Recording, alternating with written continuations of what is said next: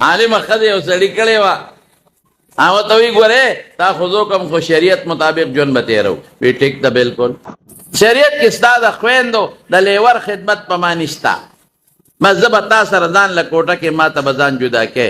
سړی وی دا څه په مصیبت وړی دې سره څه وکړم، عالم محترم سره څه وکړم، زما د پلار خدمت به څوک کوي، د مور به څوک کوي، ماشومانو خویندو به څوک کوي. وی نه تا ما سره واده وکړه شریعت مطابق ژوند به تېر کوو. بس سړي هوښیار وی بلکل ټیک تا تاله به ځان د کور کړم، زما د مور زما د خویندو زما د ماشومانو پلار خدمت پتا نشته مې کوه، خو ګورې زه به هم د شریعت مطابق به مو تا ژوند تېروي. یو نو شریعت کې ما له څلور ښځې جایز دي، یو به بله کوم